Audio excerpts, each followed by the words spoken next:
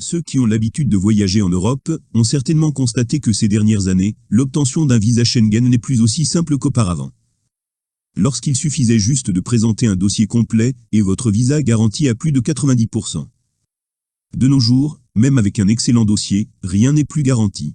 C'est devenu juste un jeu de hasard. On dépose notre dossier et on croise les doigts.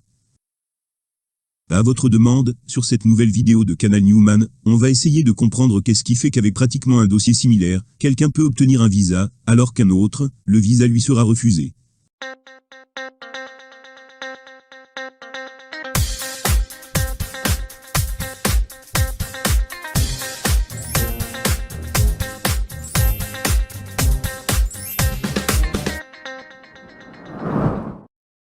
Bonjour et bienvenue à toutes et à tous.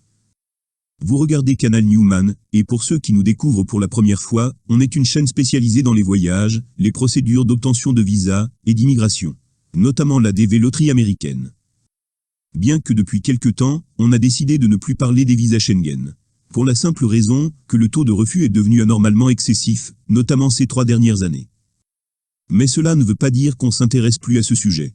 On est parfaitement au courant de tout ce qui se passe concernant les visas Schengen. Non seulement de la grande difficulté à réussir à obtenir ce fameux visa, mais aussi rien que le fait d'obtenir un rendez-vous pour déposer son dossier est devenu une mission presque impossible. La majorité des rendez-vous sont raflés par des agences tierces qui se font beaucoup d'argent sur votre dos. Mais ça c'est un tout autre sujet. Comme vous le savez probablement, en 2021, la France a décidé de réduire drastiquement le nombre de visas octroyés aux Maghrébins. Information Europe 1, notre chef du service politique Louis Dragnel, la France durcit sévèrement le ton sur l'octroi des visas à l'égard de l'Algérie, du Maroc et de la Tunisie. Vous confirmez cette information et est-elle appliquée?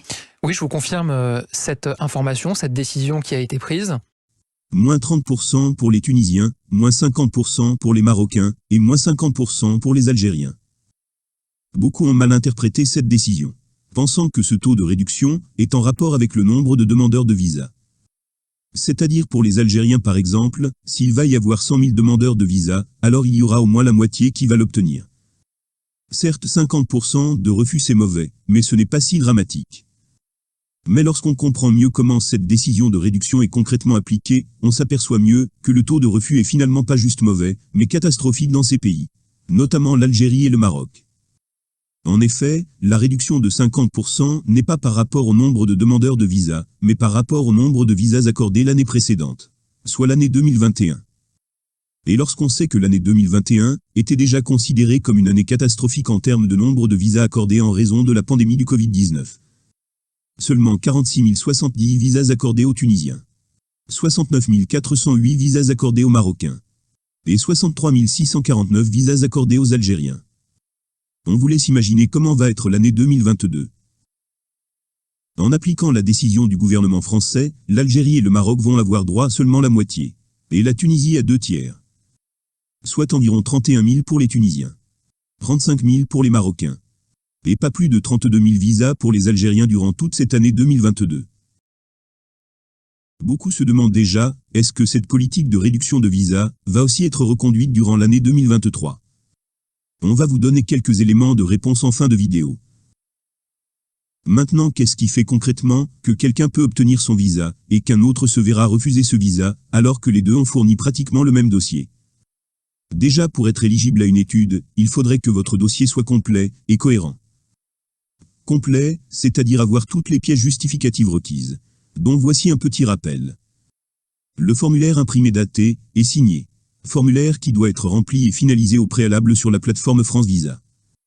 Le récépissé d'enregistrement que vous devez imprimer depuis la même plateforme juste après avoir finalisé votre formulaire. 2 photos récentes sur fond blanc.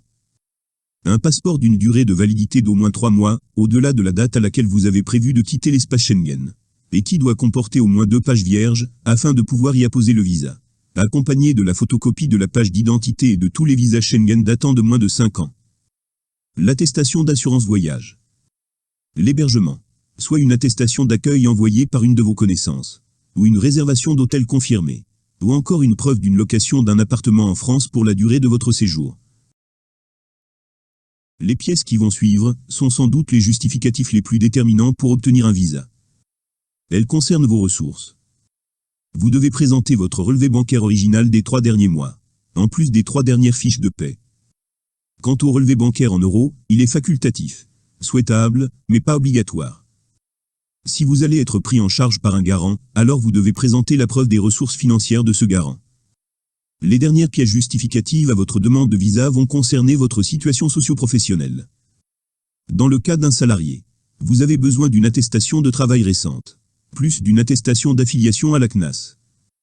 Dans le cas d'un commerçant, votre registre de commerce original, plus photocopie, la mise à jour CASNOS, le formulaire C20 mentionnant le chiffre d'affaires et le bilan de l'année écoulée, et enfin le relevé bancaire des 3 derniers mois de votre compte commercial.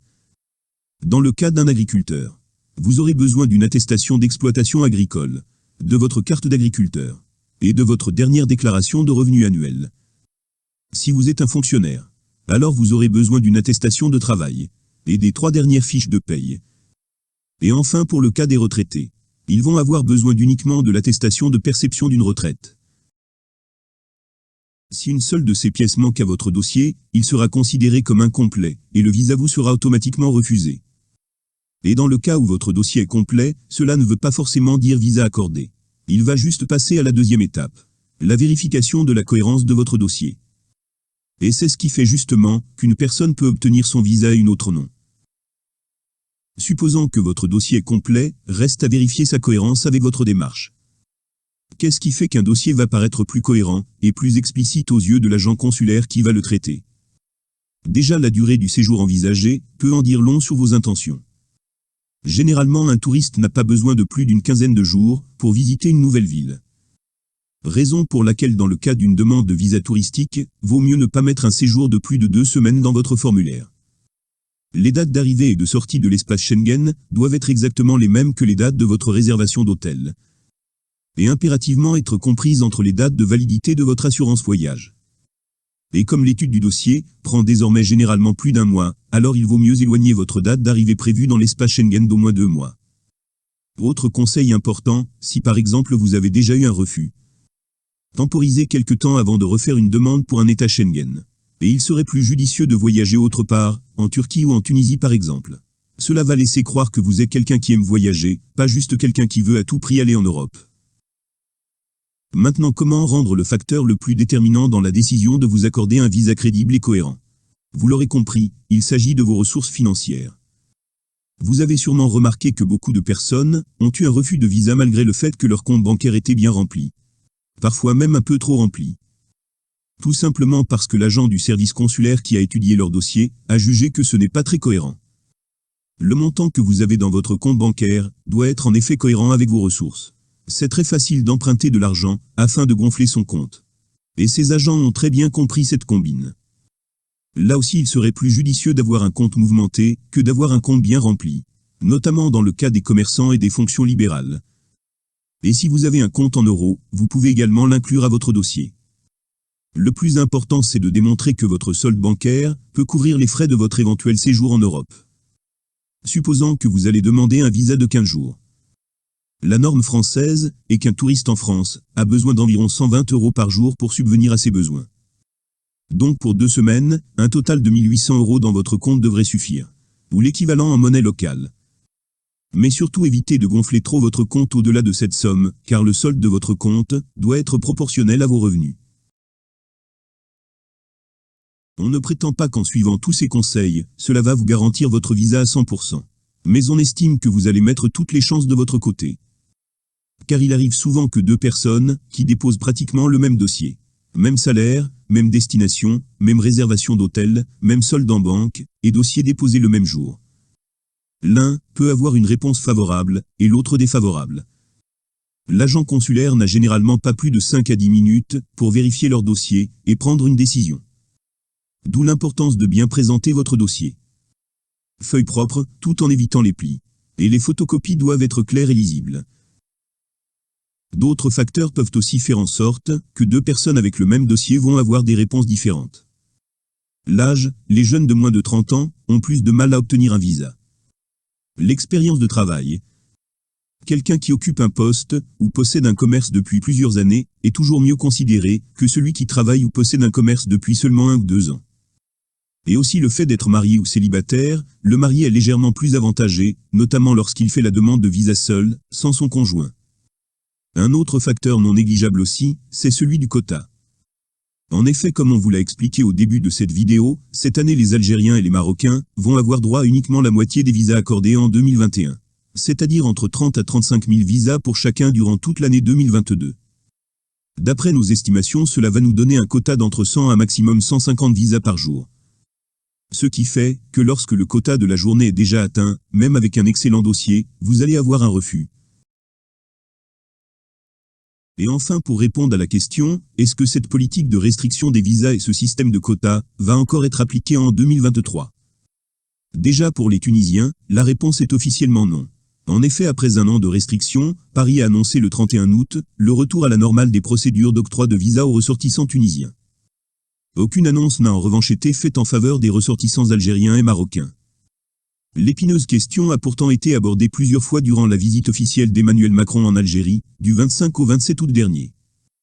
Interrogé sur le sujet, le chef de l'État français avait déclaré vouloir être plus efficace dans la lutte contre l'immigration clandestine tout en étant plus souple sur l'immigration choisie. Ce qui laisse présager qu'on se dirige vers un assouplissement progressif des conditions d'octroi de visa pour les Algériens dans les mois à venir. Quant aux Marocains, les relations avec la France sont un peu plus tendues en ce moment, ce qui fait que la question des visas n'est pas encore d'actualité. Nous voilà arrivés au terme de cette vidéo, on vous remercie de l'avoir regardée, et de bien vouloir nous encourager avec un petit like, si vous avez apprécié son contenu. À très bientôt.